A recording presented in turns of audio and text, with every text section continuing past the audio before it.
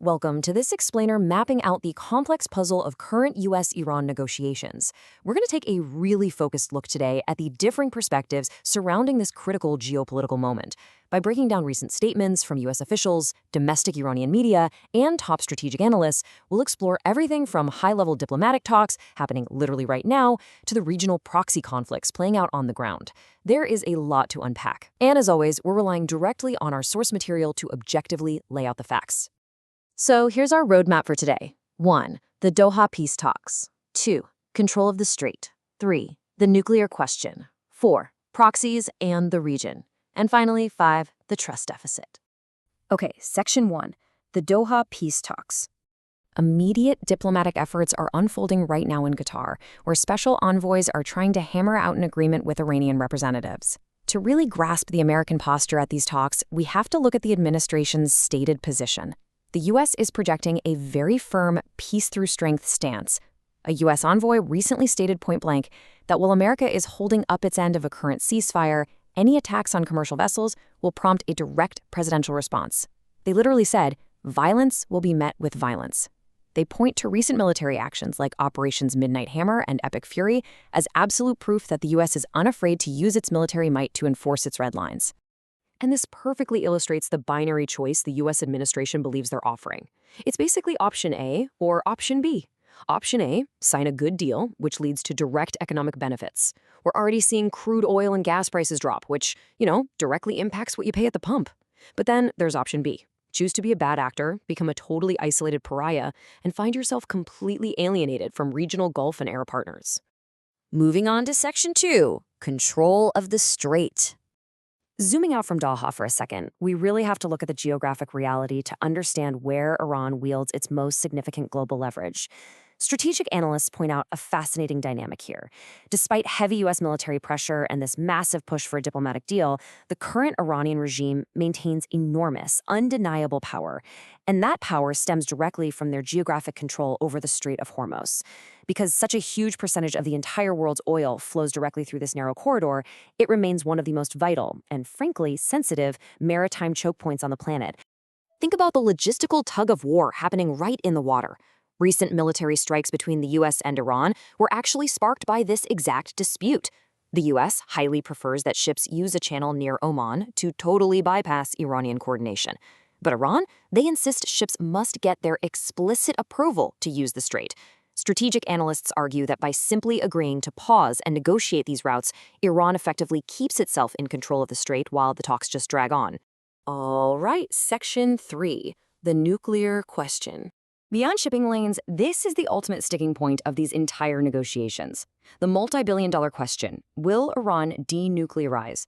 Now, according to the U.S. president, the mission is simple and actually already militarily won, the absolute denuclearization of Iran. The U.S. insists Iran has agreed to allow experts in to assess their capabilities, basically ensuring they don't acquire a nuclear weapon. But the realities in messaging coming from the ground, well, they present a starkly different, highly contradictory narrative. Take the messaging from a domestic Iranian news outlet recently.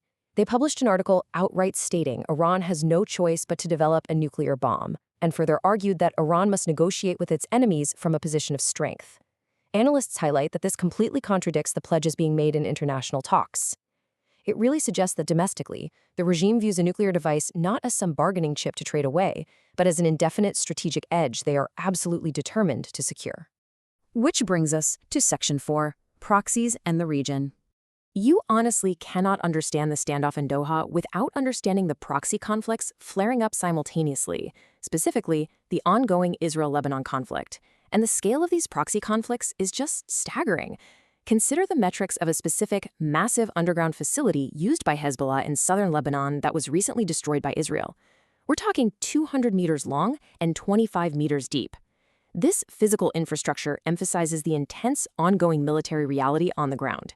Despite all the talk of ceasefires, kinetic warfare is still heavily active just outside the negotiation rooms. Plus, the diplomacy surrounding these proxies is incredibly fragmented. There's a stark contrast in statuses here. While Israel and the Lebanese government are actively negotiating a ceasefire, Hezbollah has outright rejected it. Analysts are issuing a really stark warning. Unless Iran steps in to restrain Hezbollah and America restrains Israel, Lebanon's security could completely fall apart. And if that proxy war escalates, It has the potential to totally collapse the broader US-Iran negotiation structure right along with it. Finally, Section 5, the trust deficit. Let's see how all of this builds into the core issue identified by literally every strategic analyst observing this situation. If there is one unified takeaway from the geopolitical experts we sourced for this explainer, it's this: there is absolutely zero trust between Washington and Tehran. Both sides have fundamentally opposing views of the other's intentions. Analysts note that no matter what is formally said at the negotiating table, the historical actions of the regime make taking them at their word nearly impossible for Western negotiators. Experts point out a pretty grim reality. The IRGC remains in power, effectively holding their own population hostage. Combine that with the apocalyptic, anti-West rhetoric that's literally baked into their state identity, and an unchecked ambition to form a Shia crescent all the way to the Mediterranean Sea. Well, it's really no wonder analysts doubt that logic and a lasting peace will prevail here. So as we watch these high-level envoys meet in Qatar, and as military strikes continue to echo across the Strait of Hormuz in southern Lebanon, this overarching question remains the most critical puzzle piece for the future of the Middle East. When the stakes involve nuclear capabilities, global trade routes, and deeply entrenched ideological warfare, can a lasting, meaningful peace actually be negotiated on a foundation of absolute zero trust? It's a question the world will be watching closely as this geopolitical puzzle continues to unfold. Thanks for joining me for this explainer. Keep analyzing, keep questioning, and keep learning.